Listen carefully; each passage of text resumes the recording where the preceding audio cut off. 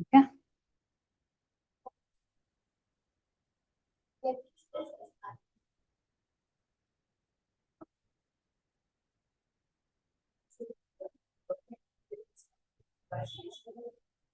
Good.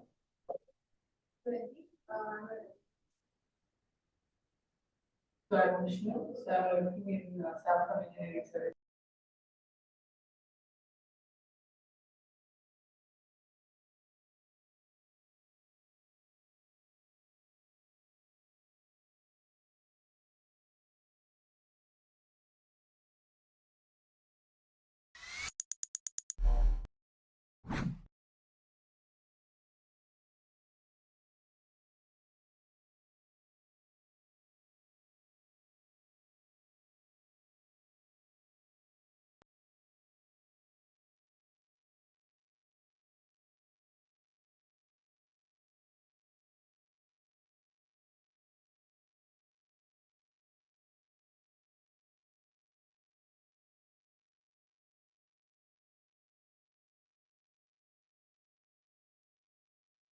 Good morning, class.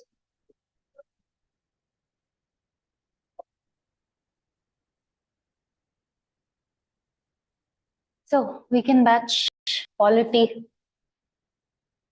Just go around telling what is your background, your name. Okay. Start, you can start.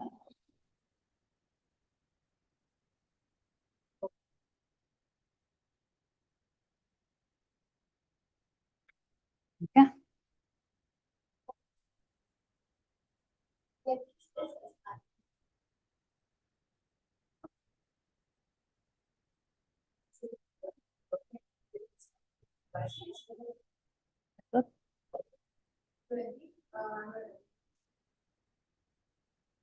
So I'm Vishnu, so I'm working in staff from engineering services. I work as an engineer. I did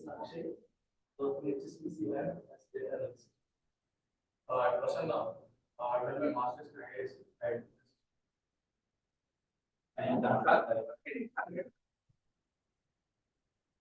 Why UPSC? Again, you want to go on rounds for this one, or you'll answer it randomly? Again, in your UPSC interview, when they ask you questions, this is like the tip of the iceberg. These questions, now, when we say why UPSC, right now it feels like sweat-breaking question. There, it's ice-breaking. So, let's deal with the sweat-breaking question. Why UPSC?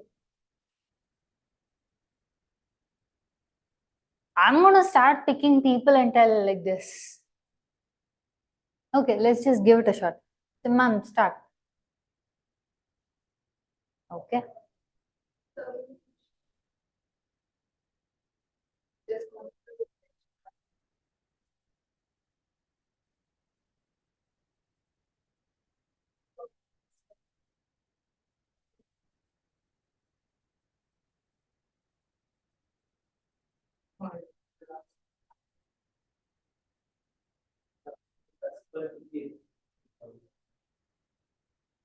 Actually, I want to improve my quality, leadership quality, because in weekend I do not do much.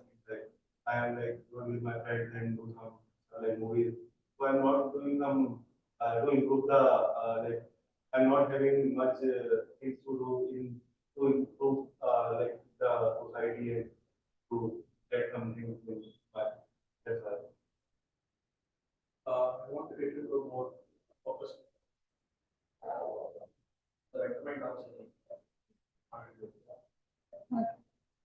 You can also tell when they ask, I want more money, more status, more prestige, lal bati gadi. You can tell all that. See, one thing with interview is you can tell anything as long as you can defend it. Understanding. The standard answers, we have something called as standard answers. I love my country, which is true. I'm not telling these are not true. These are true. I love my country, I want to serve the nation, I want the betterment of myself, others, everything excellent. Again, understand one thing, the person who is sitting, the panel which is in front of you, 5 members will be sitting. Let's say today is March 2nd, right? Before you, they've seen huge batches of people who have answered the same question. Understanding? They've also answered the same question. If I ask 2 plus 2 equals how much? All of you are going to say 4. Some smart ones will tell no, 41. So your interview is not like, I have answered this, it is right. I am sure you all know about your exam pattern and everything. Yeah, UPSC has some exam pattern.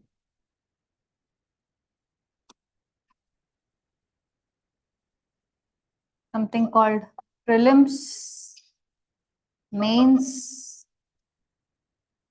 interview. You all know at least this much, right?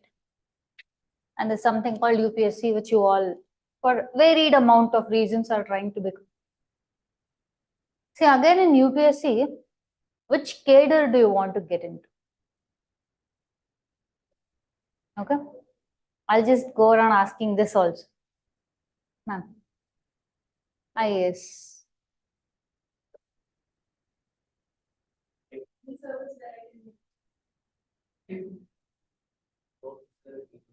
What is it? Okay. Yeah. No, cadre with respect to which posting also. Yes. Oh, he said only the top 3 post. IAS, IPS, IFS. Why people want only that? Now, whatever question you ask, interviewer will backfire you with the same thing. All of your working professionals, they'll ask, whatever you want to do, serve the nation, fulfilling, etc. You can do it in your current job also, no? There's no need you have to come to UPSC to do that. Question 1. Second question. If you want to serve the nation, you can serve in any cadre. Why do you want only IAS, IPS, IFS? People who want to make a change can make a change anywhere. Right? Why only those fields? They also know the answer. But still, see, understand one thing about this exam. Today you're all sitting here for NCERT class. Again, you don't need a faculty to tell you that NCERT, because you would have watched whole number of videos, toppers, they telling NCERT is important. I studied old NCERT, I studied new NCERT, I made a compilation, that, this. It's ocean of information out there. And today, you're all people who finished your graduation, who are working and sitting in this class to study 6th standard book. Yeah. If you look at it in a very practical approach, it's kind of silly, don't you think? You're sitting here to study just a 6th standard book. One more thing is, you've seen all toppers. I'm sure you would have gone through everything. People telling why NCERT is important, basics are important, that, this, everything. In that case, okay, why do you think UPSC is making you study NCERT? I mean, UPSC didn't tell you study NCERT, but time-tested foolproof method has told you NCERTs are very important. Why do you think so? Other two, especially 6th standard NCERTs starting. NCERTs are the basics. Foundation. Okay.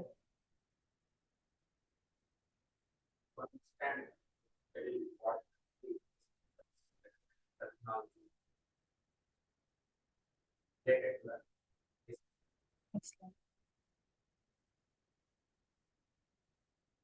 Anything? It's fine, it's weekend. You can lighten up. Don't be too studious, because UPSC journey is not 1 decade, 2 decade, it's 3-year term.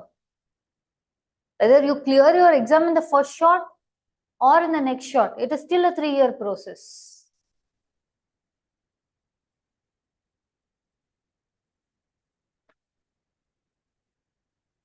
Why so? 6th standard. That's, I do about Okay. be able to do. But haven't you all already studied 6th standard and then come to graduation? That we didn't know the Excellent. You said something about separate purpose. What purpose do you guys have with 6th standard NCERT compared to a person studying 6th standard? Marks. Okay.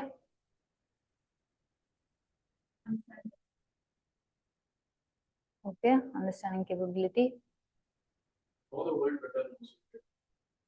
You know the world better now. Okay. Right.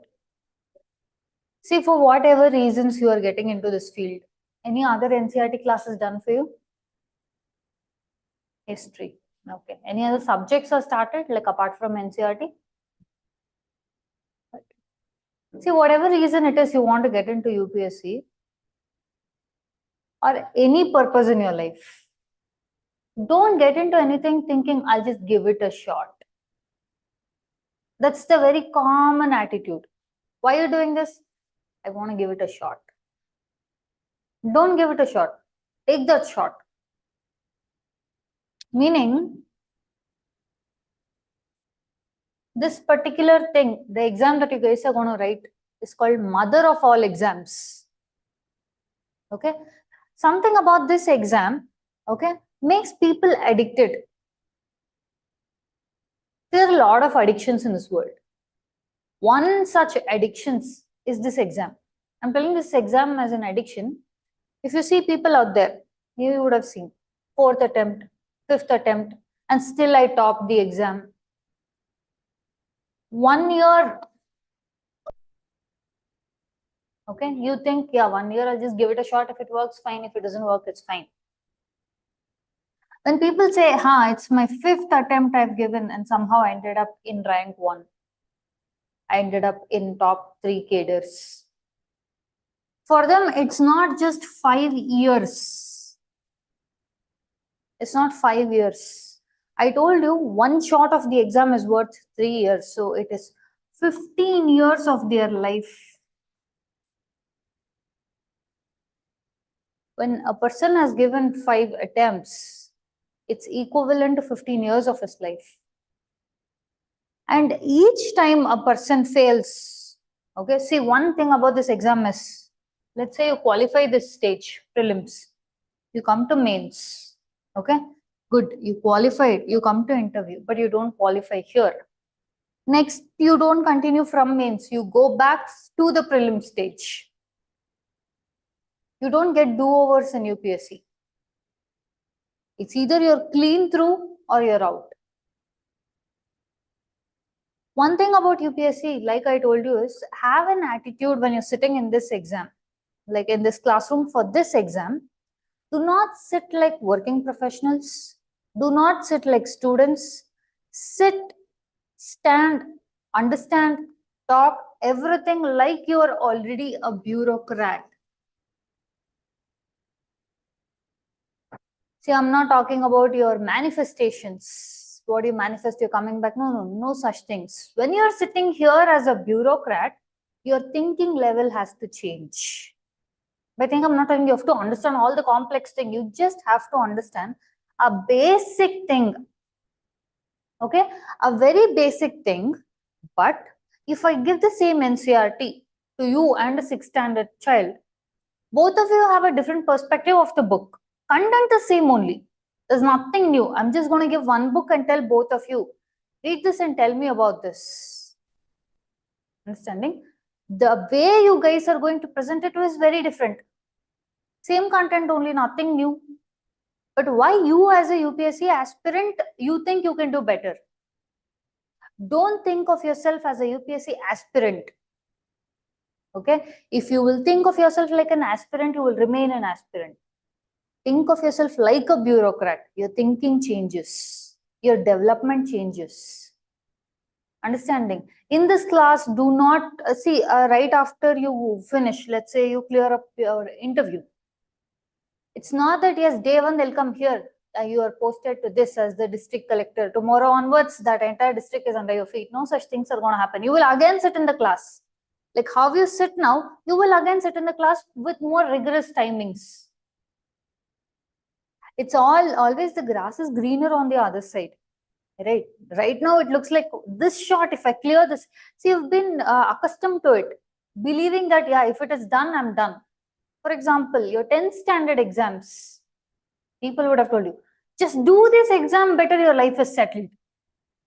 From there onwards, the journey started. 12th, do this better, your life is settled. Graduation, do this better, your life is settled. Work, do this better, your life is settled. So always you get this. This you do, this is done.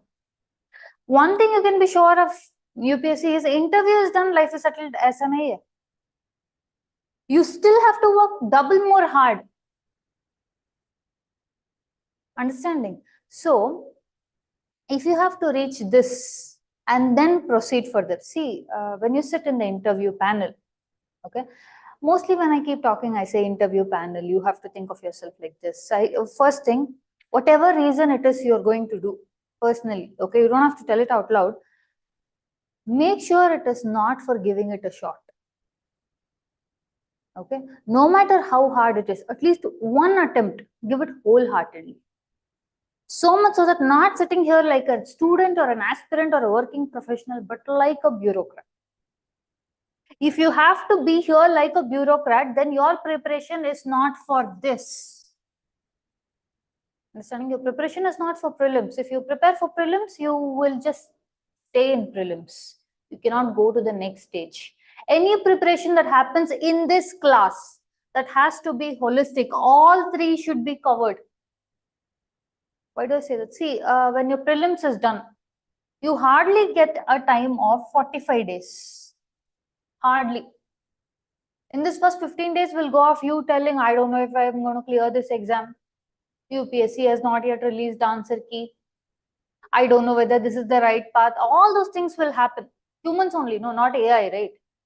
So we will go through the 15 days somehow. You have 30 days. Within 30 days, understand the exam.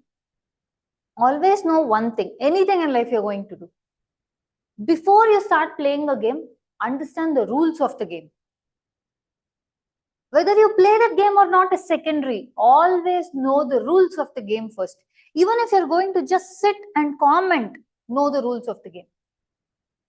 Always that will give you a weightage to, even if someone is going to hear your comment will have to have some weightage. That's what UPSC is all about, weightage. When I say weightage, your prelims exam that you will be writing has no weightage. I'm not telling because they don't consider the marks, no. See, almost 8 lakh people will apply for the exam. Not everyone is going to come and write the exam. People will just apply and keep. Let's see how it goes. That day of exam, I will decide whether to go or not. Some people are there. So somewhere it gets filtered. Let's say 6 lakh people write the prelims. UPSC is conducting prelims, okay? Know how smartly the examiner or UPSC has framed this. First round in prelims, how do you think the exam is? Mode of exam? MCQs. That is elimination. You just got to pick one right answer, eliminate the others. That's what you think. But it is a simple trick. UPSC is eliminating this. You people. UPSC is putting a CU and filtering. Here, by the time you come to mains, only 20,000 people will be writing this. 6 lakh to 20,000, they are eliminating you people. You are not eliminating the options. You assume, yeah, it's MCQ question, I'm going to just eliminate and then I'm going to pick a right option. No. UPSC is eliminating you guys to put the valid ones to the mains.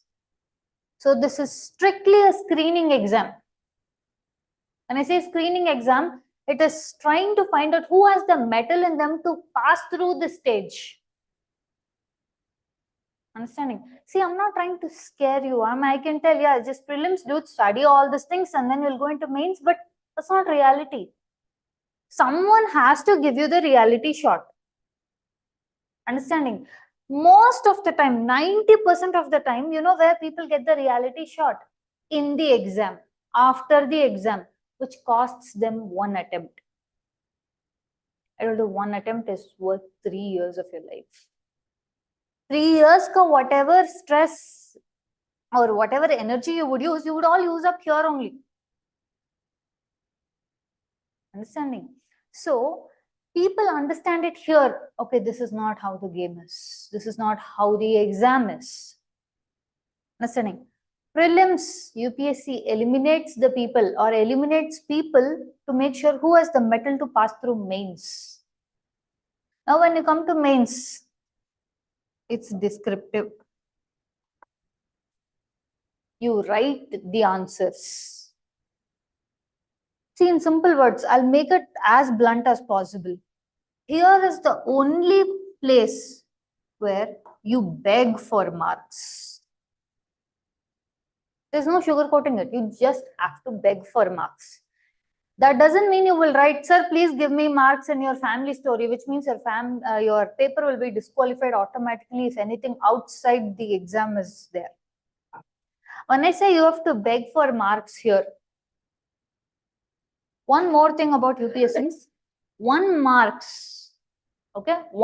in your UPSC exam alters your rank by 4 ranks.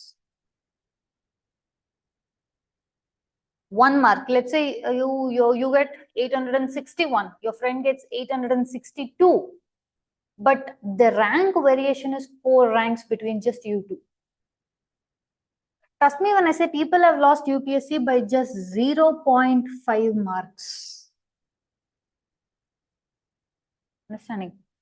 Here when I say mains pay your begging marks, your entire thing, whether you're into UPSC or out of UPSC, is dependent on this. This is not, you are not going to drive the interview. This is not in your hands. It is entirely your panel and your interviewer. You can tell, no, I'm going to do interview better. Right? Nothing. Let's assume, I'll just give you a small shot as to how the interview I say, it's the panelist who's deciding it. What's your name? What's my name? Right? You don't know my name. What's my qualification? 2 questions you didn't answer. What vehicle was I driving today morning? What vehicle I was driving today morning? You don't. 3 questions you didn't answer. And what's my favorite color? 4 questions you didn't answer. What food do I like? You don't. Obvious. Right? How would you know? I'm not telling the interviewer is going to come and ask you, what is my favorite question? No, but he is going to ask you questions which you have no idea about. But he has. Trust and understand one thing, the panel in front of you is way more. Okay, I'm not telling smarter just in knowledge wise. The things they have seen, they are retired bureaucrats. They've seen the world which you cannot even imagine. Those are the people who are going to ask you questions. I'm not telling they're going to come here to scare you. I'm telling interview is not something you drive the interview. They drive it. You just sit in the passenger seat. The only thing under your control is this. For you to get through this, if you have to get through this UPSC, then you have to know where you have to actually lie your strengths. This. And if you prepare for prelims in 30 days, you know, mains has something called paper 1, paper 2, paper 3, paper 4, like that paper keeps on going. In this 30 days, are you going to prepare for that, or your optionals, or essay, or your ethics? What exactly are you going to prepare? You will be all aware of all these things, what, that, this, everything. Whatever you do, if your preparation is going to be, I'm going to clear prelims, then I'm going to think about mains. Or whatever coaching I'm going to take, that will be, with that knowledge, I'm going to do it. Day one of this class, if you sit, the coaching that I give personally will be integrated of all three only. And when you take in also, you have to take in all three. When I'm telling you, you have to think up until your interview board, which means sitting in front of them might be a future bureaucrat. If I'm the panelist, the person sitting in front of me, I'm not seeing you as a student or a working professional or a UPSC aspirant. I am trying to see whether the person in front of me is a future bureaucrat, which means you have to be the bureaucrat. Again, it's not going to happen after you write mains. It's the same strategy. You can't prepare mains in 45 days. You can't prepare for an interview in 20 days. You do that when you sit in this class. From this moment onwards, your assumption, your way of thinking, everything has to be like a bureaucrat, not a working professional, not a student. When you enter this door, you have a different personality. That is, you are a bureaucrat. Walk out of this room, fine, you be anyone you want. But in here, this is a basic thing. In your ethics, you have, I think you've all had orientation. Ethics, you have subject called ethics. You have something called as professionalism. Okay, then in your own thing, whatever your personal stuff might be, once you enter your professional zone, you have to do the part. Same as it with respect to your UPSC. Enter this door, you're not sitting as students, you're not sitting here as working professionals, or you're not sitting here to just give it a shot. Clear? See, in your interview, when I say the 6th NCERT, has anyone looked into your Polity 6th standard NCERT?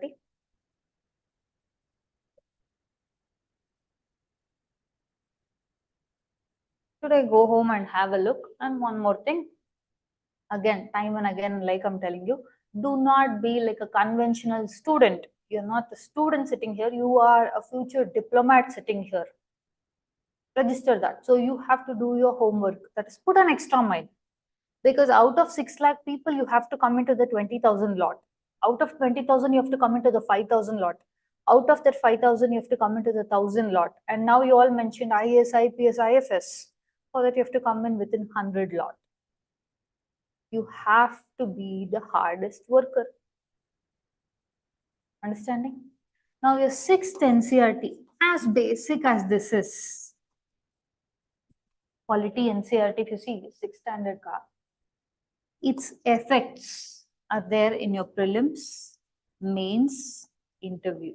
Not just for you to understand the topic, not just for you to clear any of these. Every stage of this, you can realize your 6th standard NCERT onwards. If you look at your 6th standard NCERT, it is designed only for a 6th standard person. It is not designed for a UPSC person. It is designed for a 6th standard student.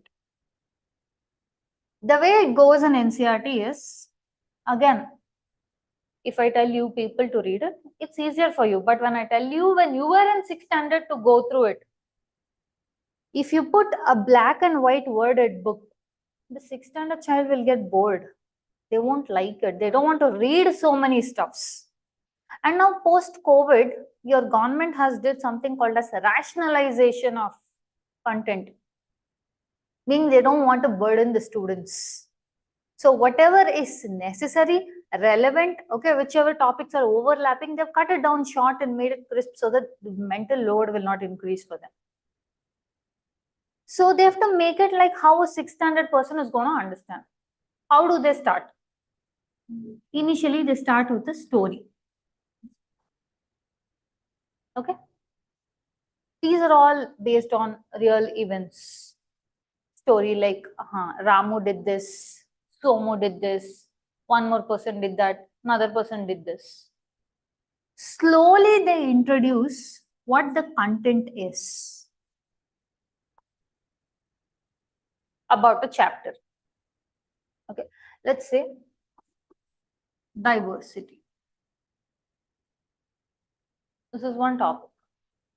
But to introduce this, if I tell diversity is this, diversity is that, the student upon hearing the word diversity will feel like, I don't want this. So instead I can tell you, look around the class.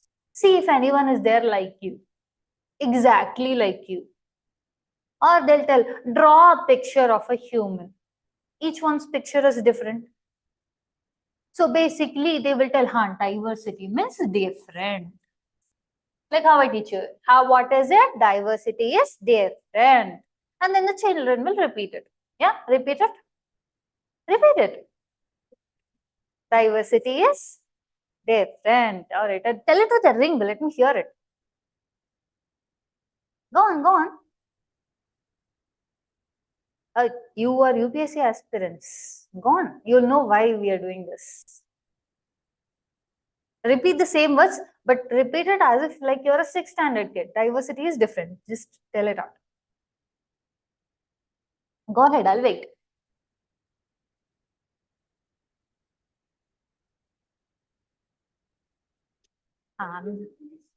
I want it as a group. I wanted that chorus and a zing to it. I'll say 1, 2, 3. All of you go on it. Okay. 1, 2, 3. See, this is one technique that you will be using in your mains exam.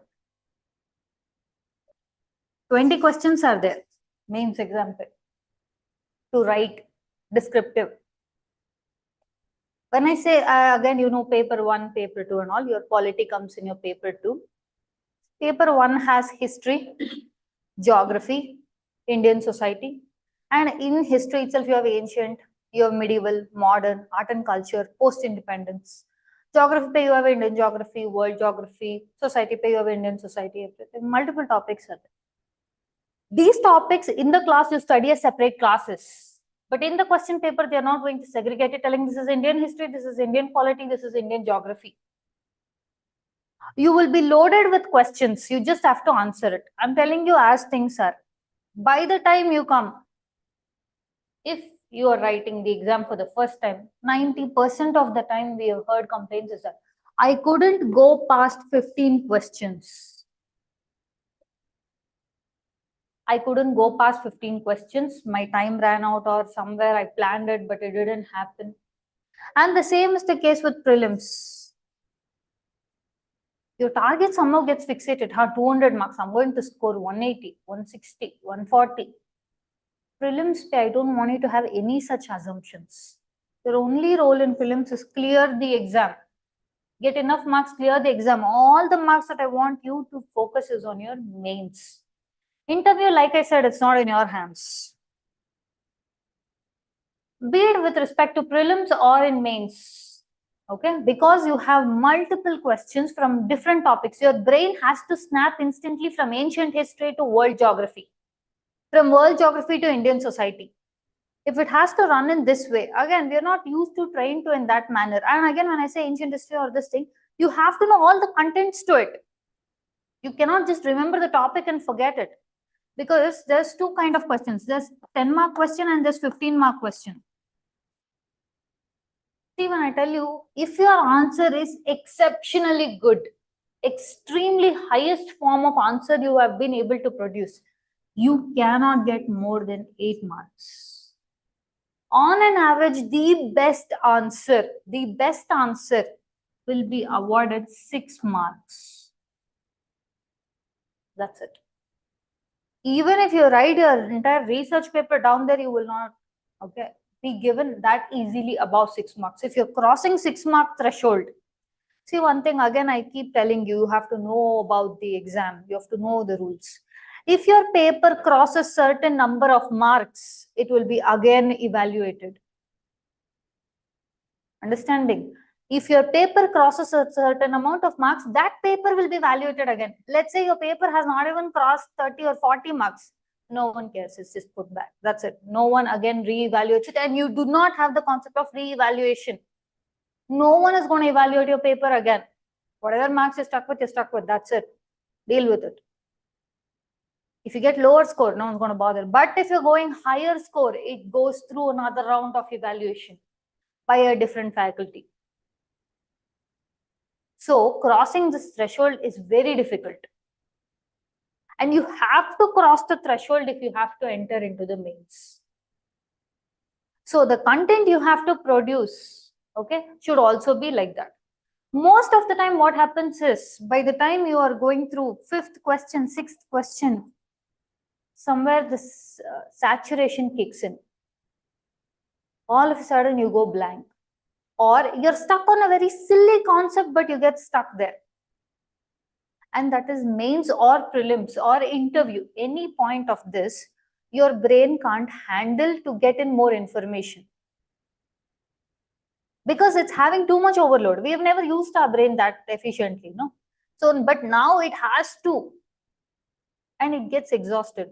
One thing about your brain cells, you know what? See, I could just tell 6th NCERT, diversity, study this is important, that is important, that's it. That is what I would teach a 6th standard student, not a future bureaucrat. If you're sitting here, you better think like one. When I keep telling, you have to know the rules of the game as to why you're studying 6th NCERT, because they tend to ask you.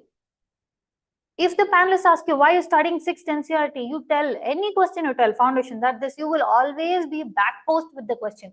Do you have to study 6th NCERT for that? Anything you tell, I can counteract you back with another question until a point where you run out of answers and options. Here, fine. I tell you, you tell, I don't know. It's easier. But there, when you sit in the interview panel in front of them, when you say, I don't know, the next question, even if they ask you, let's say I ask you 10 questions. 9 questions stuck, I'll ask you things that you don't know. 10th question, I'll tell you, what is your name? Your automatic answer is, I don't know. Mind tricks. Understand the exam. When I say, you also have to understand the process that goes through the exam. One of the most cunning, khatarnak person in human body is this guy. This guy is a very stingy guy. You know why? See, every organ, again, basic things you will read in science 6th, the 7th, again, NCERT. Your human body is made of cells, these things. I told you your brain stops working. Brain fog might happen. Suddenly you can't remember stuff. So much so that I asked you 10 questions. 9th question, tak you have no idea. 10th question, I asked you something, you know, your brain will tell, I don't know, I'm exhausted. Sometimes you might have also felt it. I feel burnout. Physically, you don't do anything to get exhausted, but you're burnt out. This is the culprit. This guy doesn't like spending. This guy hates spending. It's a simple thing. Everything in the body, it stores up. By it stores up sugar. Your body always tries to keep some reserve. If it has to run, it needs some reserve. This guy also stores up a hell lot of stuff. Basic simple thing this guy stores up is sugar. Each time you think, each time you go through emotion, this keeps getting depleted. This guy, when he reaches a stage where you are depleting his resources, he goes into that shutdown mode. He tells, I don't know. I have a brain fog. I cannot remember a thing. Next time, or if you've already given the exam, if you see, people carry small chocolates in the exam. Okay? It's not because they're hungry. Because they know this guy does these tricks. Right? This guy creates an illusion that, oh my God, I cannot go through any question. Prelims, they usually, okay, 65% of the time, this ratios we have checked, people feel like the first, when you start the paper, you will obviously go to question 1. When you start with question 1, one sheet, let's say 5 questions are printed. 1, 2, 3, 4, 5. When you go through this question, instantly when you get the paper and when you start looking and when you have no clue what it is, by this time itself, your sugar molecules have started to get depleted because you start sweating, you start stressing. I don't know this question. I don't know this question. I don't know this question. I've heard about this question, but I have no idea about this question. This depletes. This guy goes into protective mode. This guy doesn't want you to spend his sugars. So he tries to protect his stock. See, this exam is of both mind and soul game. It's not that you study some nonsense, throw up there, you'll get the exam. It's not that easy. You have to have mastery of everything here. So during this time, okay, usually whenever you have this thing, I'm not able to get through this question, there's something always in my classes, students go through this. Now you guys told something. I told you, tell it with a zing. Tell it to me like a 6th standard person. When we start taking ourselves too seriously, I don't know this question, I don't know this, I don't know that, we end up spending sugar molecules. The way we give it a pause to regain it back is you have to have a memory game or something you have to practice. It could be anything. Usually in my classes, regular classes, whatever we keep doing, we used to play this game. Name, place, animal, thing. Very juvenile game. I am sure you all would have played. See, you can keep wondering, what is this nonsense? We've come to crack UPSC exam and she's teaching something about name, place, animal, thing. Tell this with a zing, tell that with a zing. For crying out loud, you're sitting here to study 6th standard book. How much more pathetic can that get?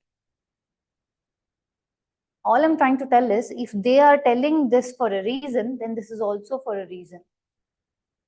Sometimes we take ourselves too seriously that we forget to give that pause. I usually tell, whenever you have a brain fog, okay, stop. Even if it's for a minute, just stop. Stop everything. Forget that you're writing the exam. Go to the last sheet. Okay, I used to tell them, pick a letter, T. Write name, place, animal, thing. Momentarily, your brain is tricked that it is not anymore spending anything. So it gets more involved in it. First time, first round. Okay. After you finish it, is your brain back to normal? That guy is very clever. He will not immediately snap out. He will tell, no, still I'm not recollecting what diversity is. Second round. Third round. By third round, automatically the brain has to be tricked, because it is a brain. Again, one more weakness about this guy is a creature of habit. This guy is a creature of habit. 5 questions you read, he made you believe you don't know anything further than this. 3 games you played, you can trick that guy into telling, no, you're having fun. Understanding? You trick the trick master itself. These are the smallest things which come in excessively handy. Now it might not make sense to you, but when you sit in that mains exam, when you sit in that prelims exam, it will start making sense. And again, in this class, don't take yourself too seriously. Okay? When I tell bureaucrat, see, one thing about India is, if a country is going to wage a war with us, see, you all know, Russia-Ukraine war is going, Israel-Hamas war is going. But when it comes to every time you see, whether be it with Israel, Hamas, or Russia, Ukraine, India is dragged. You've seen? People keep telling Russia itself has made statements. India should become a major player. Right? I'm not telling about your prime ministers or your presidents. I'm telling about India. Every single nation wants India to play some game in it. India, Maldives, some tensions are happening. I see, again, if you would have seen Maldivian president, again, you would have seen in the newspaper, at least if you don't have the habit of newspaper, you would have seen Prime Minister went to Lakshadweep. That much so you know. Why did he go to Lakshadweep? Why for that Maldivian president is angry? All that you will come to know in detail, pin to pin, in your UPSC. Regular name.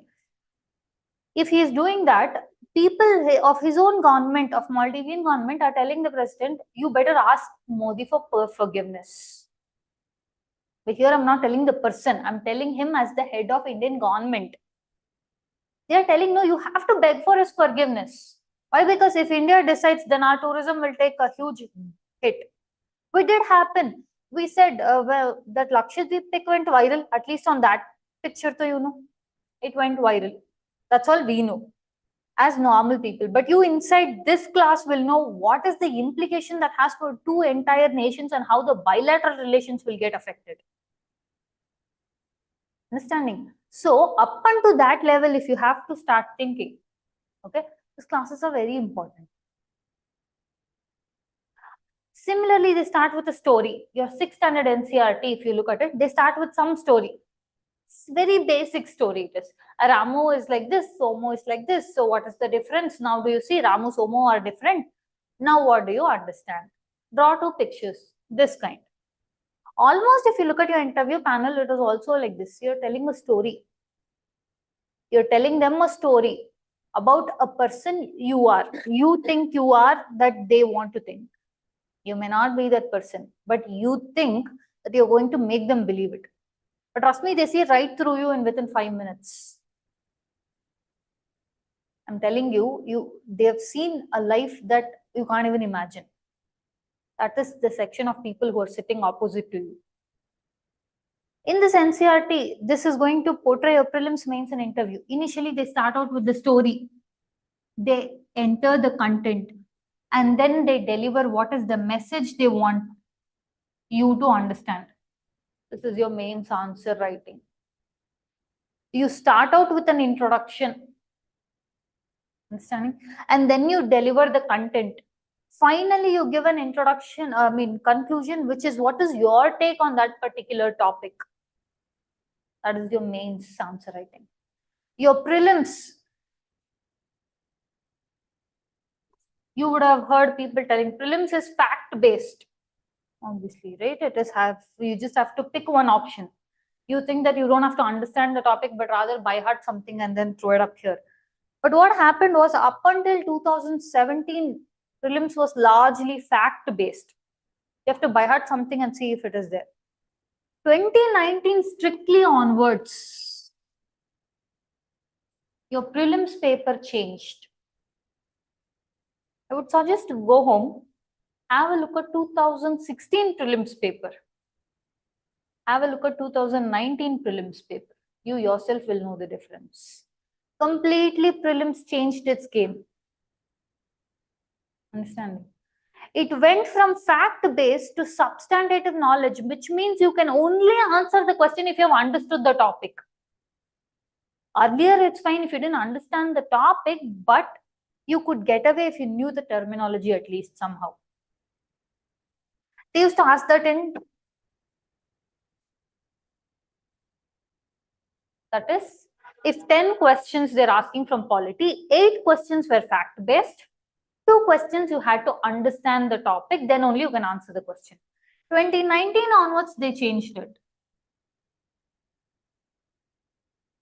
8 questions will be asked only if you understand the topic. 2 questions can be fact-based. 2023, 2022 onwards, they changed the question paper itself.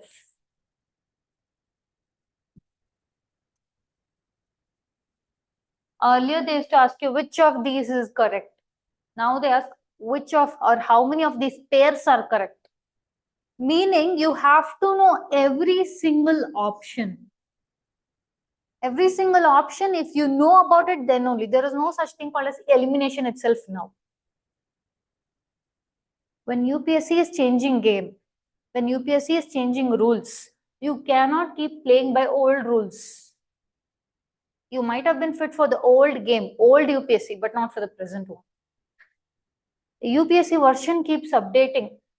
This is version like what we call India is now. We are reaching towards calling something called as New India. So this version of UPSC is something called as New UPSC. Version is upgraded. I'm sure you guys understand what happens when you keep using the older version. At one point of time, it's going to stop working. Same thing is with UPSC. Understand the game before you start anything with respect to this. Like I said, let's start with this thing. When I say diversity, you yourself can read this topic. This is one of the first topics in your 6th NCERT. You can read it, you can understand it. There's nothing big about it. I don't have to tell you diversity means it's different. You already know it.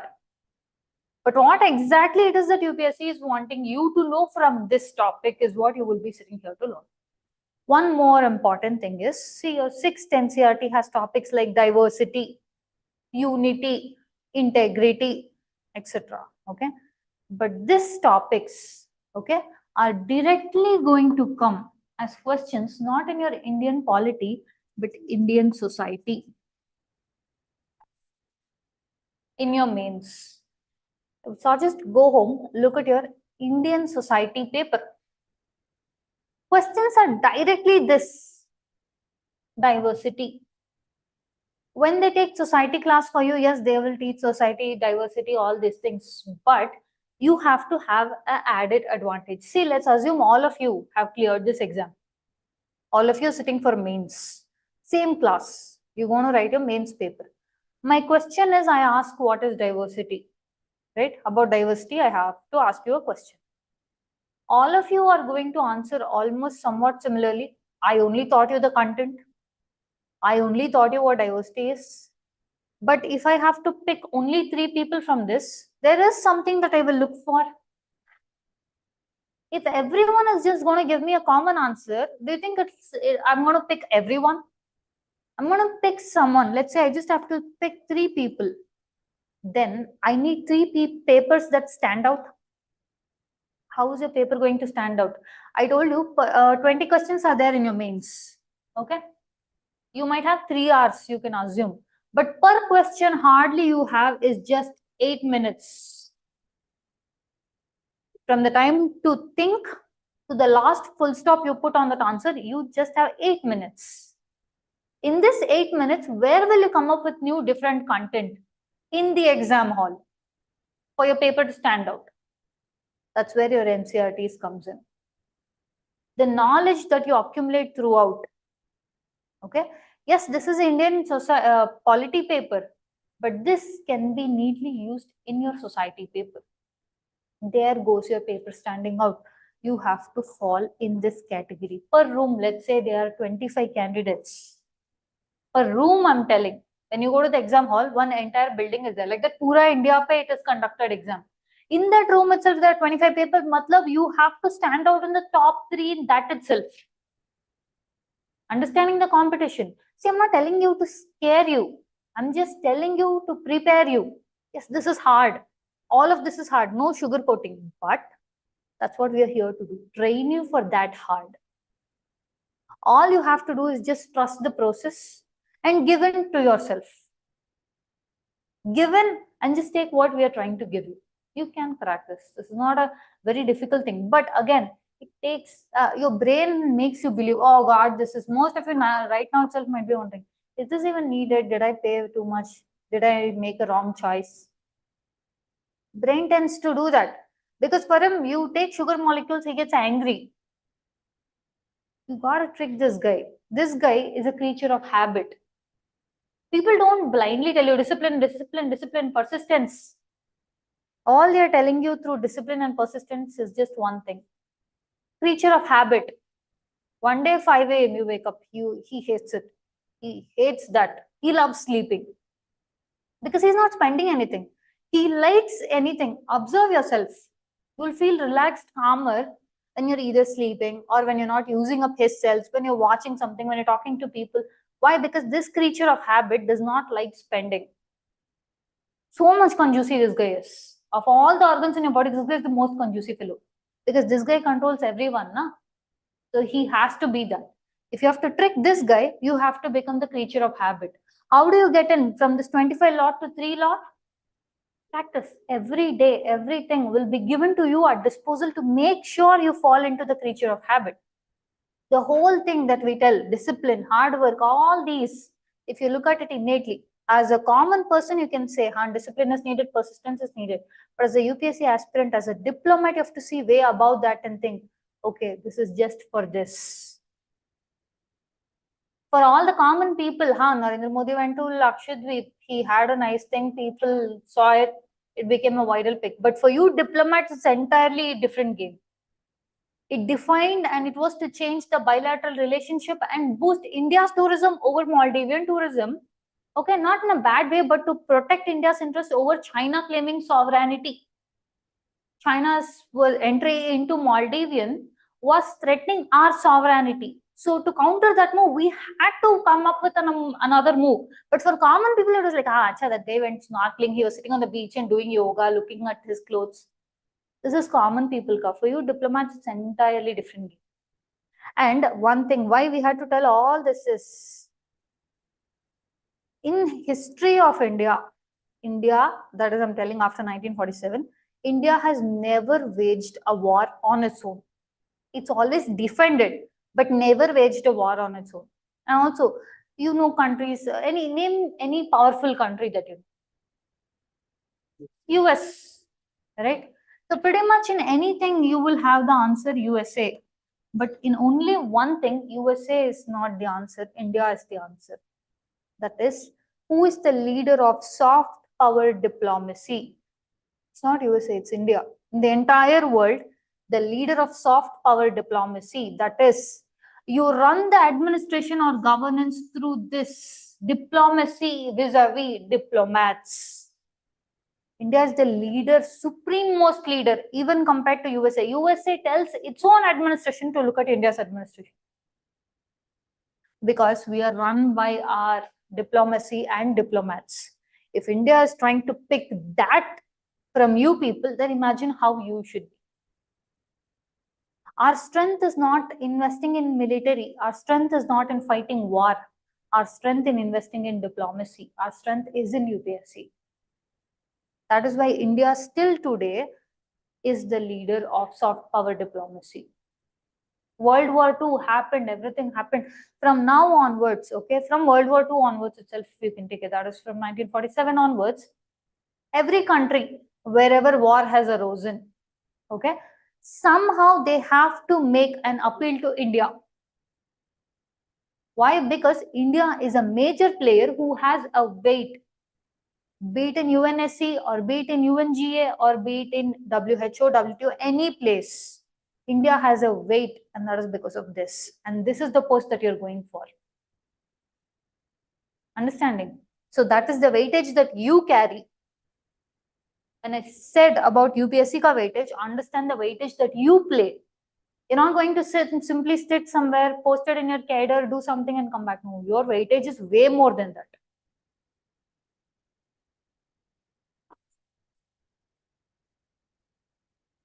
I told you, whatever you read in this class, it has direct impact on your Indian society because topics are directly cherry picked from here. Okay, most people don't even know that. If you look at it, 60% of the people have no idea about it. Now, if I didn't tell you, I don't know how many of you would have understood that Indian polity 6th NCERT has present day Indian society ka paper pe questions drawn from. Okay, your diversity is nothing but differences. So you all had a zing telling. In case you don't play the name, place, animal thing, you just will repeat a statement in your own paper to yourself in a funny manner. It just snaps you out. Diversity is nothing but differences, and India is full of differences. Okay, by differences, I mean by language, caste, creed, gender, etc., but basically something called as preferences. I have a different taste. I have a different choice. I have a different background. I have a different upbringing. Okay. So basically differences. We have a lot of differences. We have a lot of changes. We have a lot of different perspective. Matlab, how I presume the world. Right? See, this perception or idea is different from one person to another. I can tell men and women are living today's world in a very harmonious manner. Do you agree to that? Are men and women living very harmoniously? Yes, no, something? The option is some people tell yes, the option is some people tell no. Why? Because the concept of men and women different. At least we are gender wise, they are different, but how the society perceives them. Men have to do a certain specific set of tasks. Women have to do a certain specific set of tasks, or commonly we call it stereotyping. We stereotype the gendered roles. Men are supposed to do this, women are supposed to do this, and we have all these feminist movements or women, modern women who are telling, no, why should that happen? Right? When they tell, no, men are supposed to go out, work and come, women are supposed to stay home, take care, do child rearing and all those things. The automatic question is, why? Why would I want to do that? If I want to go out and work, I will work. Right? Just because our biology is different, you cannot make my social life also different. And this person will have all the say in matters of money. Again, same question. Why? If I earn or if I don't earn or whatever the scenario is, why is my economic dependency based on him? Right? Now when I tell, if you're feeling emotional, if you want to vent out, if you want to cry, it's okay, you can cry. Oh, but it is not okay if you cry. It's weakness. Same question. Why? Why? Human beings only, no? They also have oppressed feelings, emotions. They also might want to let it out. Why shouldn't they cry? This is something we have created as gendered stereotypes. The society has made sure we have to follow this and go. Yes, we do occasionally. Again, occasionally we do fight, telling, no, this is not right, this is not wrong. Understanding? So, this does happen. Now, to what this, the so-called men, women, okay, should be equal. When I bring this thing, men and women should be treated equal.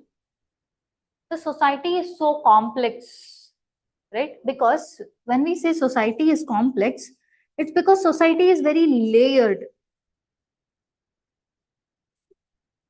You seen puffs? The one eating one? Layers and layers and layers. That's how society is. The society is layered to be complex.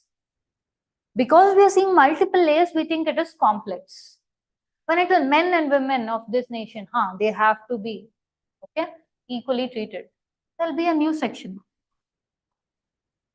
Okay, hello. So what about me? Right? One more thing, when it comes to your LGBTQIA plus community and etc. Personally, whatever your motive is, personally, whether you believe it true, not believe it, anything, your personal agenda, don't bring it into UPSC. Understanding? Again, with respect to religion, with respect to caste, whatever your personal thing is, keep it within only. See, anyone can voice out their opinions, but a bureaucrat, it comes with restrictions. You cannot go and blurt out and say some nonsense that you want, because a single word of yours carries entire weightage. You may personally believe, yes, I feel that is not right, this is not right, but when it comes to public sphere, you cannot have personal emotions. You will have to have professionalism. Okay, the district that will be under you will have all sort of people. You may belong to a particular religion. You might be posted into a place which has some other religion which is dominant. Then how are they going to trust that you will be fair to them if they know that you don't like them? Understanding? You may belong to any of the gender. You may be a man, but that does not mean you will treat someone else unequally. You are not a male collector or you are not a female collector. You are a collector who is there for all of the people, whether your personal preference is yes or no for them. Okay, one foremost thing, do not bring your personal feelings into this, especially a public arena like this. Okay, so we said diversity and difference. Men are there, women are there, your transgenders are there. Okay, multiple other people are there who identify, right? This is basically that only, right? I identify myself as something. Okay, so I identify myself as anything. You cannot be the person to tell, these people means they are like this only. That people means they are like this only. So you cannot create prejudices or stereotypes. Why? Because if you create this, the society stops growing. Okay, your diversity or nothing but, by this understand one simple thing, diversity is differences. Okay, your diversity is difference. When you see differences in the society and you put this prejudice and stereotype, the outcome is a very chaotic situation. The society won't grow. There is no equality. The society ka growth is not happening. In this form, what happens is, the society which is chaotic now goes into the verge of destruction. The society, this is the usual norm. Diversity, differences. If you do not embrace it, okay, if you do not embrace it, and if you put it with your stereotyping, okay, what happens is it enters into chaos and then society goes into destruction.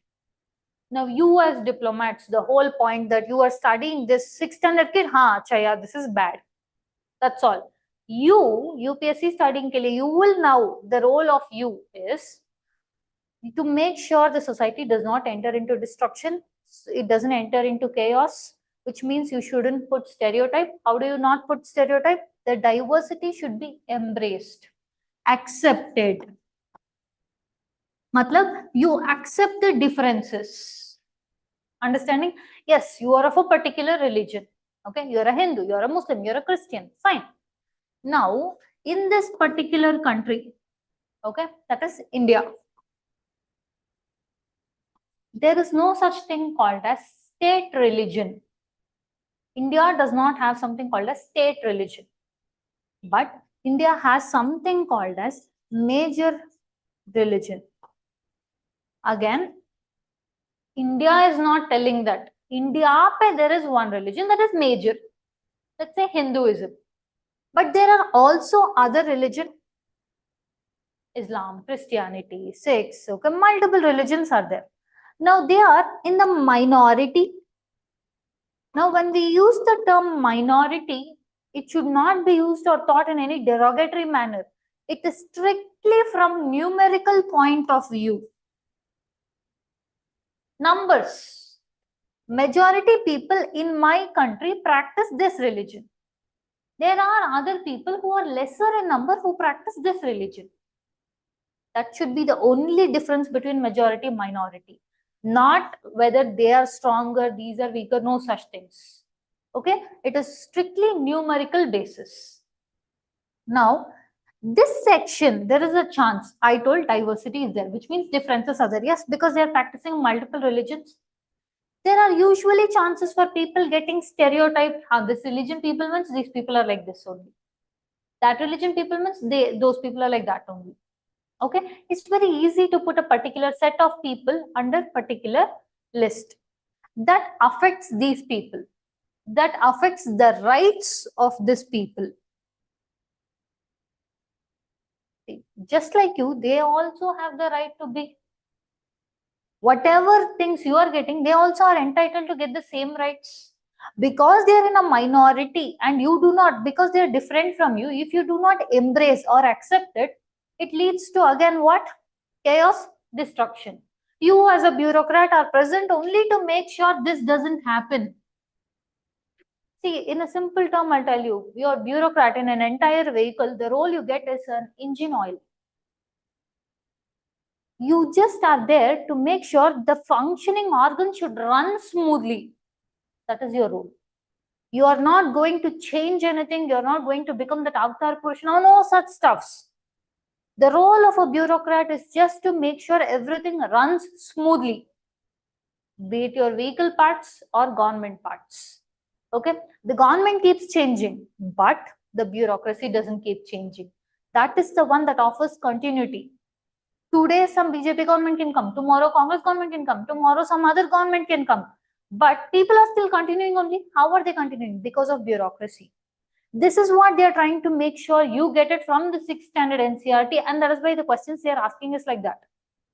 When I say diversity is a question that is asked almost last 5 years in a row, they have asked question. Diversity, that's it. Just one topic. What will you fill into that? This is what you will fill in. You are there to make sure this doesn't happen. If this should not happen, you have to make sure they have to be accepted. The differences has to be accepted. How will you accept? You will make sure that these people, this section of people, will not feel alienated. Okay?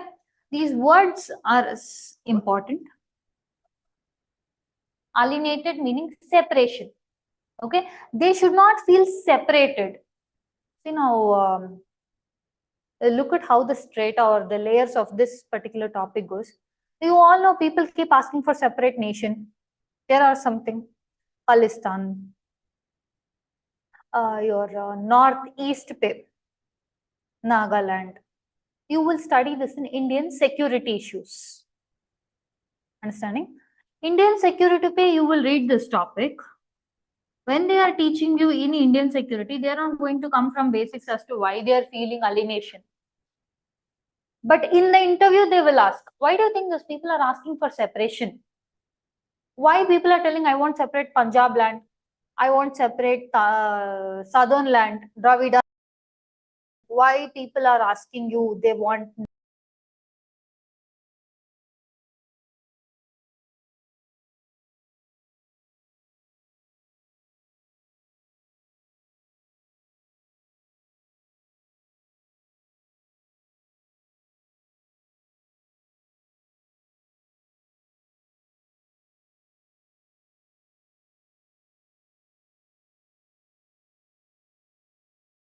a separate now? Because the questions they will pose are that is big and they posted this to make you feel alienated. You will always have to conduct a smooth talks as to how can I do this without having to do a war. I want to post you tomorrow in Nagaland. I will be thinking that, okay, I have selected a candidate, good candidate. If that guy doesn't think, yes, I'm going to go take my army, kill all of them. If that is your option, then you're not the right fit for this. Your option should be, how will I smoothly negotiate with them? How will I solve this problem without having to involve bloodshed? That is why I told you, India is a leader of soft skill deployment. Amount of things that India had faced. Okay, by now India should have just been constantly in war with a country that I'm not going to name, but you all know. But it didn't. I told you, India's pura history pe India has never waged a war once, it's only defended. If it has got that title today, if India does see any of the attacks that we have defended, not a single country, okay, has condemned it because, again, apart from few supporters, they have told India always has a weightage because it never waged a war on its own. Why? Because of the diplomacy. Why? Because of the diplomats. Now, this thing, see, these are real life problems. NCERT for them, it's a story, but for you, it's a problem to solve. How do you solve it? What is the answer you write for it? Understanding? To make sure the minorities are not alienated. Alienated means separated. They shouldn't feel separated. You will ask, acha, what is the issue you're having? Now, this person will tell, see, in this place, 100 people are living. Okay? 90 people are belonging to a religion that is majority. Only we are there, 10 people who are belonging to minority. We are worried that this people ka rules is only going to be coming and everything. So we have something called as constitution. Before we come to this small history, 1600s. Okay, today it's 2024. In 1600s, the so-called formal entry of your British into Indian land in the name of traders. Slowly they start in the name of trading, and in another 200 years, okay, 1857 onwards, they become formally, they proclaim that now India is ours, dude. 1857, they proclaimed India as theirs. By theirs, they said that India is a colony of Britain. We fought from here and finally we got independence. Up until 1947, India was called as British India. It was never theirs. But we were under their administration. That is why British India. It's not that India belonged to British. India never belonged to anyone. 1947 onwards, after independence, we called it India. Understanding? Now what happened was, throughout all the phase of history, we've had conflicts. This is not just true of India, this is true of any person or any country in the planet. The conflict is nothing but fight. The conflicts has been either in the form of struggle,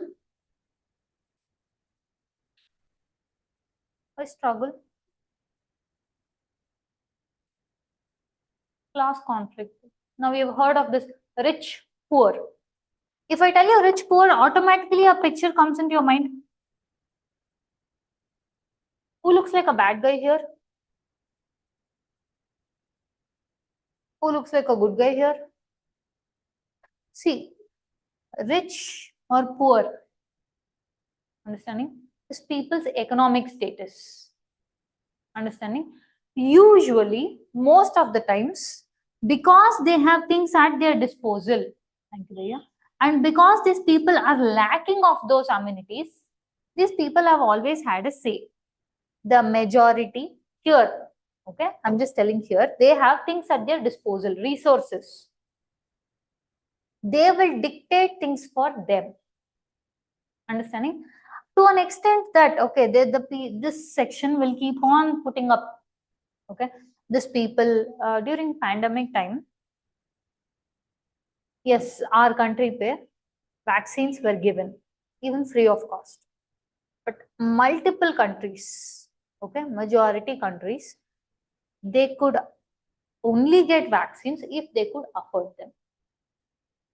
There have been countries. So in that cases, a person who can afford vaccines, then he is prevailing. A person who can't afford vaccines in front of him, he has to see his kith and kin die. His wife, his children, his nieces, his nephews. Why? Because he just can't afford money. Who bought the concept of money itself? So he will question the whole concept of life itself. Yes or no? Just because I'm not having money, I have to go through this. I have to watch my loved ones die. So this particular conflict has been from times ages till now. It's not changed. But this conflict has come in different forms. The struggle, the conflicts have taken new forms, but they've increased in level, not decreased in level. Today you have something called as statistics. Your world organizations are giving statistics, telling World Hunger Index. Okay, World Hunger Index, if you see, India's position is very bad, extremely bad. All the countries keep telling or criticizing India, this status you first improve. Even Pakistan, Bangladesh is doing better than you. This is an embarrassment for us. Why? Because one side we claim that yes, we have New India, digital era. We are sending astronauts to the moon. We are ushering into an era of Gaganyaan. We are entering that. There are only 4 other countries before us who have did all those, and India is joining as the 5th member of the club, which is such a huge moment. And at the same point of time, in the same land, we have people who are dying every 3 minutes because of hunger. Too drastic, isn't it? One side it's overly developed, one side it's underdeveloped. Why? Diversity is there. Differences are there, but it's not embraced. Now, when you answer this topic only, diversity topic only, you will start out in the mains. When you start, I told you NCERTs usually it's one story, then it's content, then it's a take on you. You cannot write story. But what you can do is, you can give an anecdote which comes closely under this topic as an introduction. Most of the time, people waste time in introduction or trying to think of one. I told you 8 minutes is for one question. People spend 2 minutes thinking of an introduction. You cannot dare manufacture introductions. Smarter people, that is, if you have to get through mains, you have to have one smart approach. The introduction for this topic is already thought of, written off, kept by hearted, and you will use it. Fraction of seconds. If I tell you diversity is the question, let it be in Indian society paper or Indian polity paper. I have already told you one anecdote, you have by hearted that. You will just write that. It hardly takes you less than 30 seconds. Compared to a person who spends 2 minutes. That is again, I told you have to stand out 25 to 3 people. If there are people who are using time 2 minutes for introduction, obviously they're going to get beaten up after they cross 15th question. You have an advantage there, which means you fall in this category. Even the time matters for you. What is the topic I can give? I will start, if I was you, I will start my introduction for diversity as Alexander called India as a land of milk and honey. Which, that's all, that guy told India is a land of milk and honey. That's all that guy told. But I will utilize it and tell to describe the rich diversity of India. I've just given one statement telling, okay, this introduction, now I'm going to talk about diversity. That's it. There you don't have to think about it. Now here you have to by heart this thing. Right? Here you have to by heart it, keep it. In one particular book, maintain a separate notes. Diversity, this anecdote. So any question on diversity, I will just give this and I will move forward. The content pay, you will start speaking about diversity. And here you will not speak about like your stories, which NCERT speaks. Rather, you will use facts, organizations, international institutions to support. See, this will make you stand out. Most time people think mains means writing some nonsense. Okay, or writing the same thing like your graduation exam, so 6th standard exam. You cannot write some stuff and expect you'll get marks for handwriting, marks for just attempting the question. Okay, no such stuffs. If you have these things, now I said we are talking about diversity, but we also spoke about your World Hunger Index. Okay, now when we speak about facts, organization, and international institutions to support your answer has weightage. That is the most important thing. Your paper has to stand out. Matlab, you will not write some fancy crap and expect it will stand out. It has to have weightage. I'm telling this. If I'm telling you something, then I have to be in a position to tell you. Or if I'm telling you, then I have to defend it with my facts. That is weightage. Understanding? Conclusion. Usually people again here get confused. What should I write? Here is where you will take a stand, a personalized touch you will give as to what can be did. Now, like we said, diversity. Diversity is differences. When we embrace diversity, okay, when we embrace diversity, India, the unity and integrity strengthens. When this strengthens, automatically the fraternity comes in. I'll explain every single thing to you, but as of now, this will be your concluding conclusion. This is how they expect you to see the NCERT. Not some story, some topic, and then conclusion. Understanding? This is how you're supposed to read any NCERT.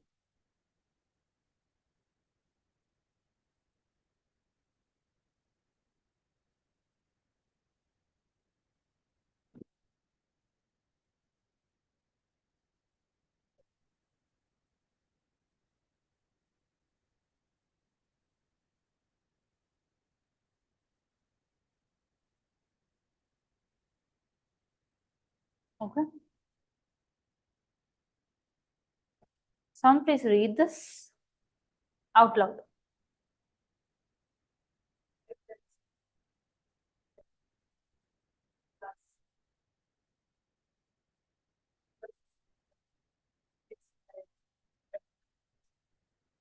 Pretty much stuffs like difference, inequality.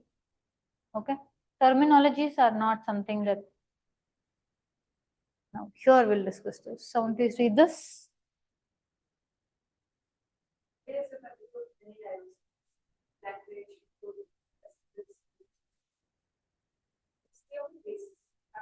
cultural influences that shape life and culture. Thus, regions may be very diverse because of their regional diversities exist. When embraced properly, creates regional uniqueness. And regional uniqueness is entertained and engaged. Regional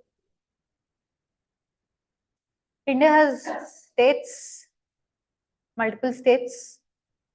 All of the states possess different kind of people. We dress differently, we talk differently, we eat differently, we look differently. We call it regional differences. Understanding? See, any country ka income, Goa ka income is mainly from tourism. Okay. Now let's take Haryana ka income. It's entirely different. Income of a particular state. Okay, let's say Goa ka income, we said it's different, tourism and all those. Majority of the people in the state will try to be in a field that gives them money. Yes. Now all of you would not have entered your particular fields if you were not getting jobs. Yeah. Only because you're getting job out of it, which you're getting employment out of it, only because you're getting money out of it, you're able to make life out of it, you're entering a particular field. So you're entering something because it is giving you something.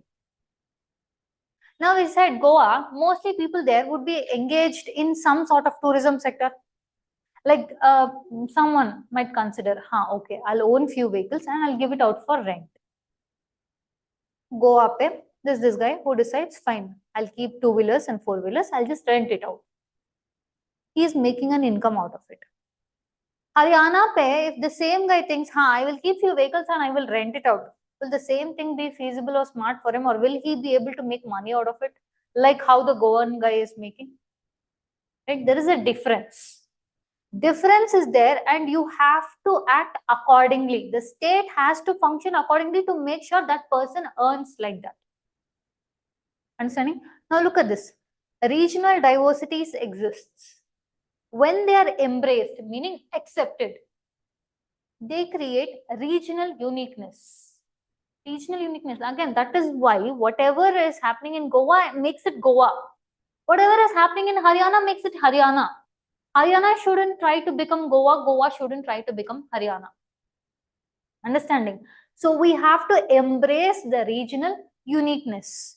When the regional uniqueness is entertained and engaged, then it leads to regional integration, meaning no one will want to tell, I want to go out of this. I want a separate country. Understanding? So diversity has to be seen in a positive manner, and you are at a position to make sure that diversity should be seen in a positive manner. This particular statement, written in a statement form, you can directly cherry pick it and write it for your conclusion in any of the diversity topic. Write this and then put a bracket and tell this, you can use it for conclusion. Smartly make sure that you will know what you're doing, which you have to make it for conclusion, which you have to make it for introduction. Okay, you shouldn't spend time in the exam. It should be right here. Understanding? You can just write on the last point.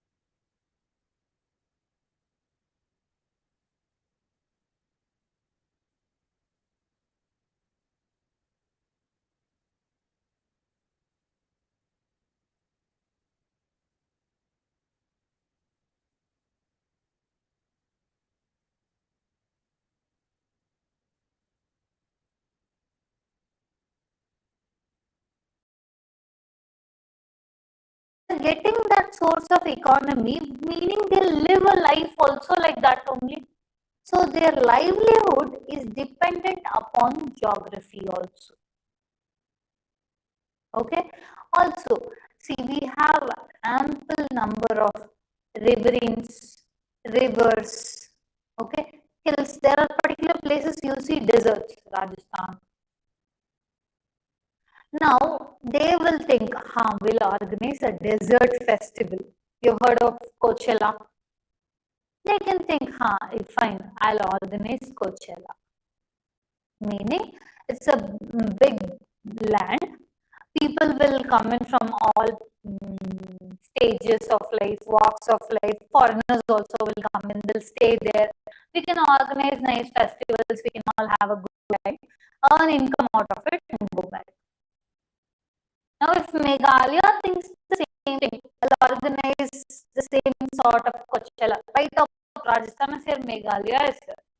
It thinks, I'll call people, I'll make everyone stand, I'll also do that. It will be utter waste because it rains constantly.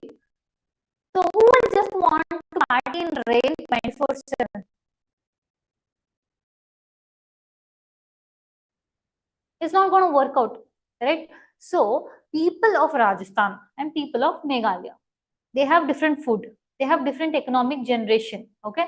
They have different ways of living, they have different ways of dressing, right? Traditionally, they've been like that only.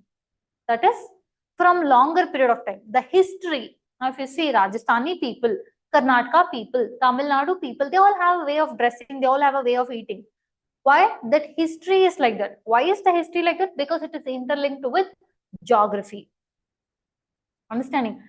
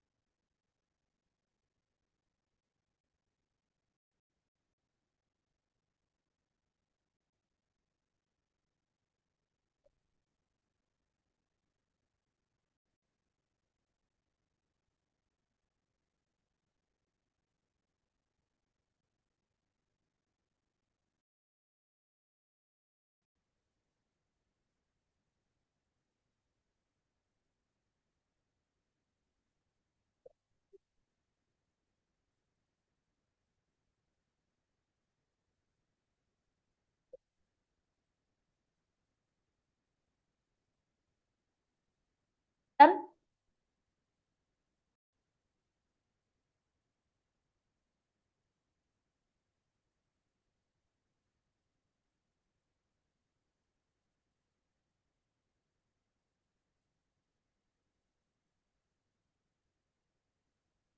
None? Shall I move forward? See, look at this. Like I told you, people, particular place pe, they're living. Their history is like that because their geography is like that, which cultivates into how the society is going to be, how the economy they are going to base it on, and how the polity is nothing but your administration is going to be. Now, I told you that story, 1600s, your British came in 1857, your British were there, right? Now, I also told you 1947, India became free. All these things happened. Post-independence, that is after 1947, India decided this is a type of polity we are going to give to the people of India. Polity means basically simple words, administration. How are we going to govern the people? Now India decided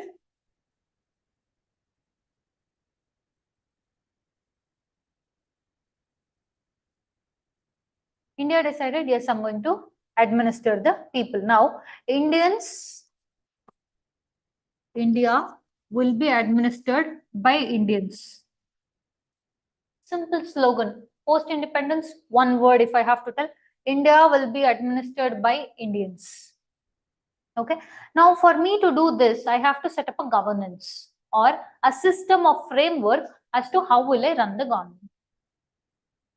this procedure as to what has to happen, who has to do what, right? For example, I can tell, dude, you will make law, dude, you will execute the law, you will make sure the laws and all will be. There are chances that people will do works apart from what they're supposed to do, right? So for that matter, India decided, no, all of the rules as to how I should run the government, 1947, that is India for Indians, will now be run in a specific manner. Okay, and I will tell how that specific manner is, and I will mention the future generations how that specific manner should be. So they wrote down all this information in a particular book. That is your Constitution of India. One more thing, anytime you write mains answer, this Constitution India, okay, always capital letters, never small letters. Okay, always Constitution India, and furthermore words I will tell you which and all, Parliament, President, etc. Not a single of those should be in small letter, the first words. Okay, so they wrote down all the procedure as to how, okay, or who this governance will be running under, like in Constitution of India. It's a book that contains all the information, right? Now, in the Constitution, there is something called as preamble. Again, P capital always. Preamble is like an index. Before you open a book, there's some index. Like now that index tells what this book has. Similarly, this preamble has what this Constitution book has. That is first thing. And second thing, preamble contains the aspirations the freedom fighters had for India. This was a prelims question, by the way. They had asked 4 options, it was given. Again, when I tell you, only when you understand, you can answer the questions. One such thing was reason of preamble. One thing is, preamble contains the aspirations of the freedom fighters to what they had for India. Meaning, 1947, India got freedom. That point of time, we also had one thing to be joyous means we also had another sad thing being partition. If that is sad thing and that is not enough, British told, give us money. They actually asked us money to leave India and go because they told, British told that we have created laws for Britain. So they told you have to settle us this much amount. So half of our wealth went in partition, half of our wealth now these people are asking. Amidst this scenario, for example,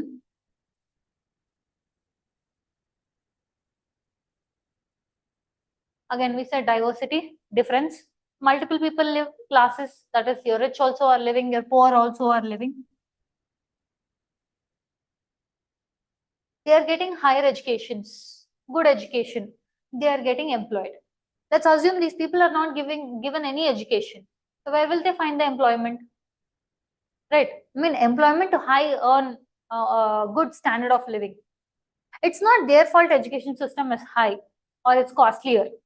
Now, here, if I'm telling India, okay, this India will be run by Indians, then this poor person will have to think, acha, if it is for me, then I should be made sure that I will get access to education. At least if not me, my children should get access to education. So here, the state has to provide education even for him without money, right? But at that point of time, I'm talking about 1947. During the period of 1947, we had a particular ideals for India, how India should be, but we didn't have enough money to do it. Okay, for that reason, they wrote down the preamble telling India should be a democratic country, socialist country, secular country. Okay, we have to give everyone justice, we have to give everyone liberty, etc. Basically, it is they telling, and this was also asked in your prelims, they have told this is the kind of India we wanted, but because of the conditions we couldn't do, we are writing down how is that India we wanted. Future, when you have money or economic or resources, please make sure you will do India like this. Back then, they couldn't, state didn't have enough money to make sure education should be given. But today we have Article 21A, free and compulsory education for all children between 6 to 14 years of age. Fact, you will have to mention this. This comes under RTE Act, Right to Education Act. Understanding? Back then it didn't have. Government didn't have money to make the 6 to 14 years of age. You have to provide free and compulsory education. Means you need schools, you need teachers, you need to bring the students in, you have to give them uniform, you have to give them books, you have to give them everything. So that government has to spend money. Yeah. So that time it didn't have, but today it's giving. Right. So government put a preamble. What is this preamble? It is the aspirations, okay, of the freedom fighters who had for India. That is one topic. And second thing is, it is going to tell how the constitution is going to be. All right. Now they put up the preamble. Understanding or not? Are all the brain cells used up? Feeling exhausted? Want a break? Yes, no, something. 5-10 minutes you need a break or something? All right. We'll come back at 11:50. It's 11:40 now.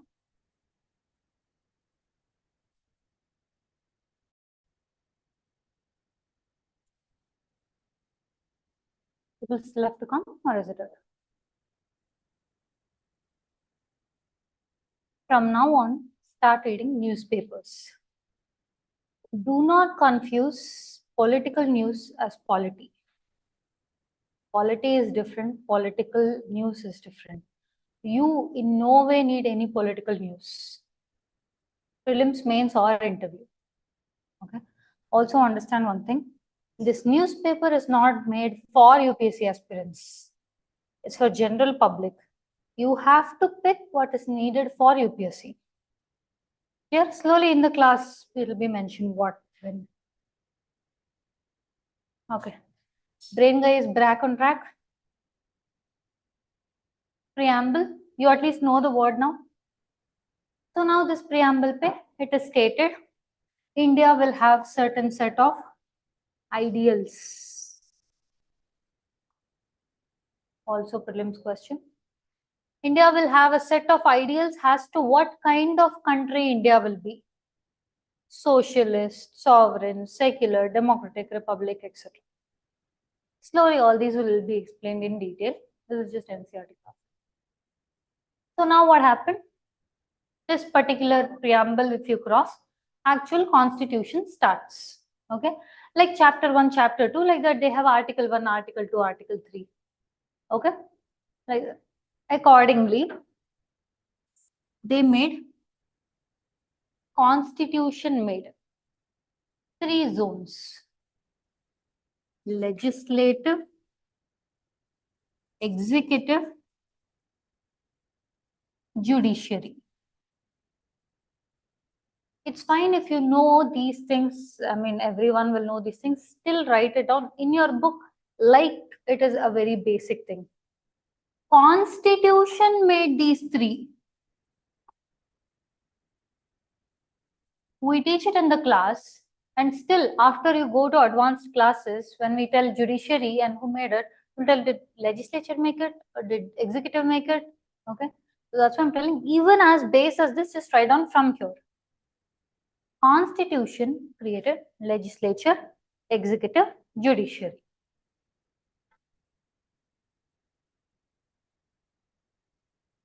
Okay.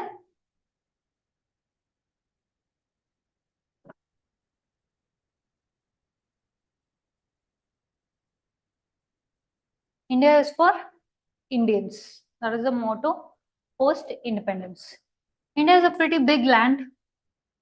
Yeah. Now this land, you cannot rule Haryana the same way you're going to rule Goa. The differences are there. Regional uniqueness is there, everything. And also it's a pretty big piece of land. You have to divide the land into pieces. Yes, you have to divide the land into pieces for convenient purposes, for easily to administer. So we created states. Another prelims question. Today we have something called Karnataka, Tamil Nadu, Telangana. People think language के लिए state, or we say linguistic states. States were not created for linguistic purposes. States were created for administrative purposes. Prelims question, please write it down. States were created for administrative purposes and not only linguistic purposes. I write down the same statement, and one more thing, you cannot use any symbols in the exam. I can use it here, but you cannot use any symbols. Okay, no ampersand symbols, @ symbols, all SMS texting languages are strictly forbidden. Write on the exact statement. States are created for administrative purposes and not only linguistic purposes. Exact word.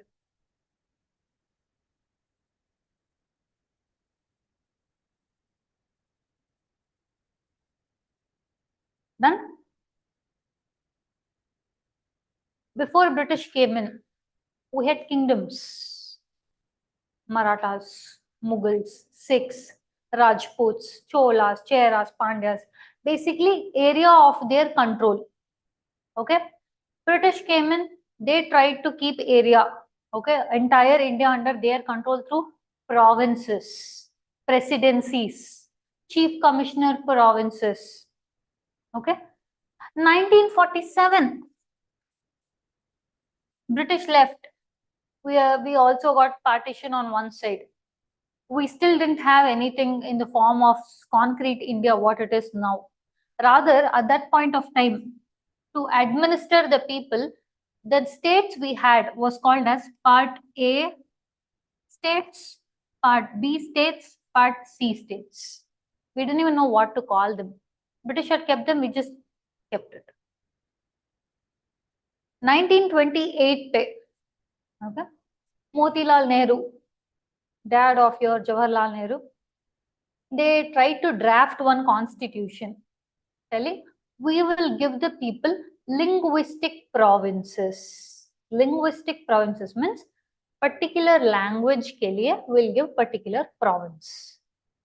मतलब Kannada speaking people के लिए one place, Tamil speaking people के लिए one place, Telugu speaking people के लिए one place. So like this they had assumed. Post 1947, we already had one partition. People were scared. What if we are going to, people started asking from 1928 onwards, still they started asking, you promised us linguistic provinces, no, give us that. Post 1947 also the fight started happening. Give us linguistic states. Because now 1947 states had to be reorganized and arranged to fit into new India. We cannot call them Part A states, Part B states and Part C states, right? So we had to create states 1947. But what kind of states we should create? That became the headache. People started asking, we need Telugu speaking state, Tamil speaking state, all those things. Because we already faced wrath of one partition, we were afraid what if we do another partition, like states if we do in the form of linguistic basis, again these people will fight amongst themselves. Multiple commissions came in, whether we should make linguistic provinces or not, Dar Commission, Fazal Commission, JVP Commission, those things again will be taught. So finally, one commission, Fazal Ali Commission said that, no. In 1956, okay, they said, we will create states, okay, we will create states, but the state creation is strictly for administrative purposes. Listen to the words very carefully. We are going to create a state. The state is strictly for administrative purposes, but it will be clubbed. How the state will be clubbed is based on linguistic basis, language basis also, but one language, one state is not permitted. Meaning, Karnataka means it is not for Kannada speaking people. Tamil Nadu means it is not for Tamil speaking people. Understanding? For one particular language, one state is not created. In that one state, majority language speaking people can be there. Remember we said India means one major religion people are practicing. But there are also other religions. Similarly, one major religion can be there, can be spoken. But for that language, we did not create the state. when I use this word, and not only linguistic, meaning states were not created only for linguistic purposes. By linguistic, I mean one language is not equal to one state in India even today. Back in 1956, also same rule. Now in 2024, also same rule. We do not have one language, one state rule. We will not have it. Why? Because it affects India's secularism. So, 1956 State Reorganization Committee. Okay, state reorganization took place. States were now created. Now, this created states, they are not on only linguistic basis. You should always remember that. One language is not equal to one state. Okay, now the states are created. One big India, we've divided it into chunks. Okay, let's say now why we had to create is in this chunk some problem is there. If there was only one guy, prime minister, every day morning we have to call and tell, sir, something happened in this one village, what to do? Cannot happen, right? It will be easier if this state ka one guy was there, we can talk to him. So we created states, and then inside states to govern, we created another governance. So there was a concept of center and state in one India only, but center state. When these two exist, it is called as federal.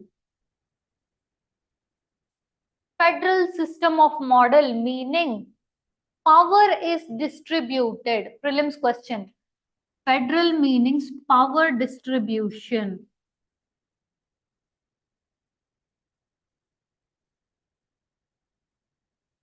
Power is distributed between center and state.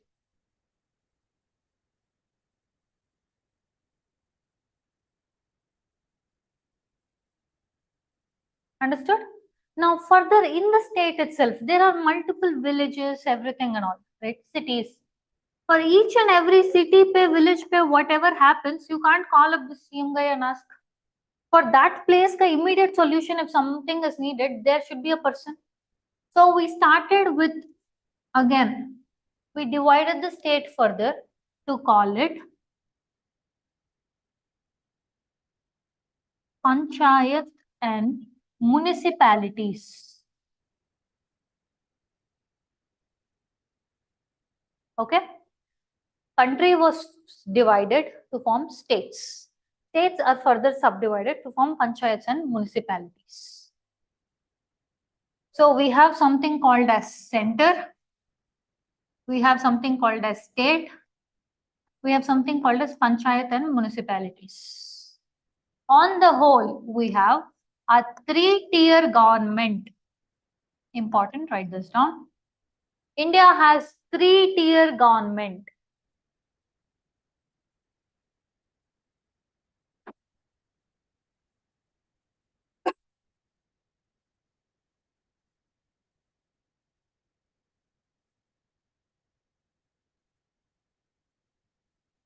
Understood?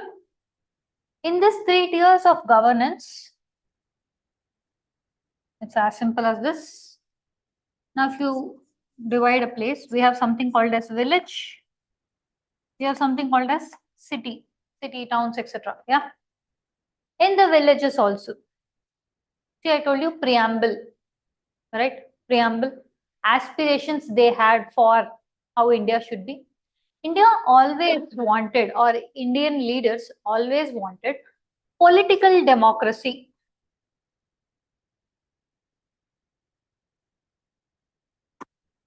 Okay, these words, keywords should be there in your answer.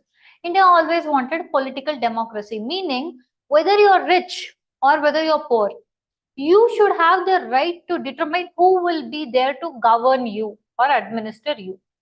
Reason we were given this is because under British, no, not everyone had the right to vote. If you only had enough amount of wealth, if you had only enough amount of education, then only you could vote. Then what happens about the other people? For that reason, political democracy or our concept of right to vote. Today, if you have to vote, you just have to have one qualification. You should be a citizen of India and crossed 18 years of age. That's it. It doesn't matter you're rich, poor, male, female, fair, dark, nothing. To visualize political democracy. Okay? And one in under that political democracy, if India envisioned something, it was grassroots democracy.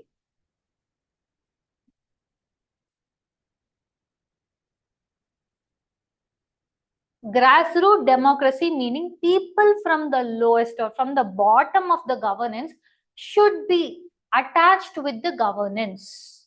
Just write on grassroots democracy. I'll explain all of this.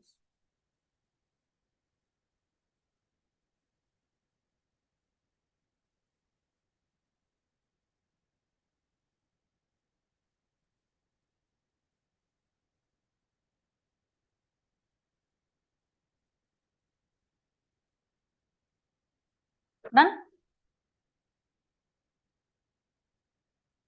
One village. Okay? Stick figures. That is the best human figure I can draw. These are all people, normal people who are residents of this village. Now all these people will come together and elect one guy. He's smiling because he won. This guy, okay? They've elected him to govern these people, administer. Like for example, if two people have a theft or something, they'll come to this guy will resolve the dispute. This guy is called Sarpanch.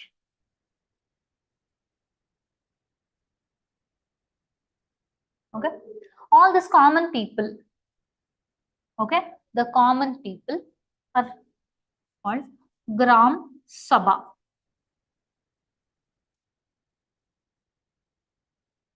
Okay? Now what happened was there were multiple villages. They decided multiple villages are there. So what if my village and other village are having issue and all? So they divided these villages also further. Village 1, village 2, village 3.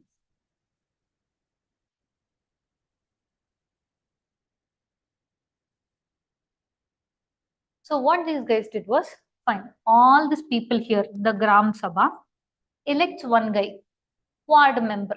We'll call him Panchi or ward member. Okay? One ward member here, all these dudes are elected. Now all these ward members will come together and elect one guy, Sarpanch guy. If it's a very smaller zone, this would have worked. But because we kept on increasing in size, this was done. This is Gram Sabha, people, just the common people who will come together and elect. Okay? That is ward member. They elected the ward member. These ward member in turn elected Sarpanch.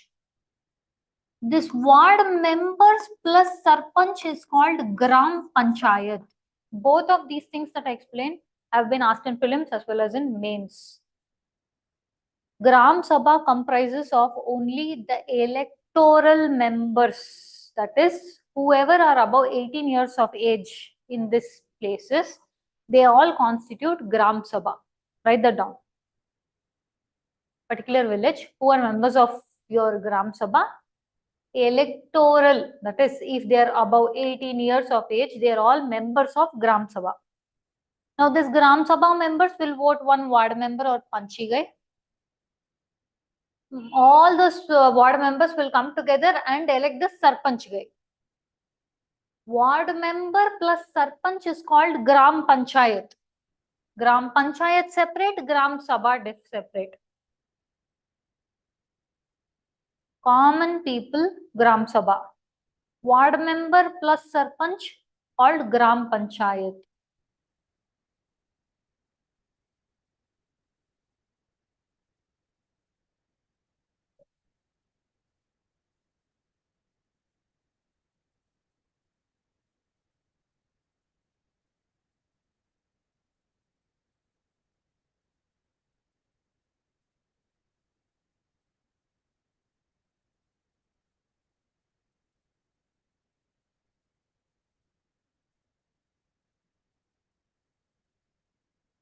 Done?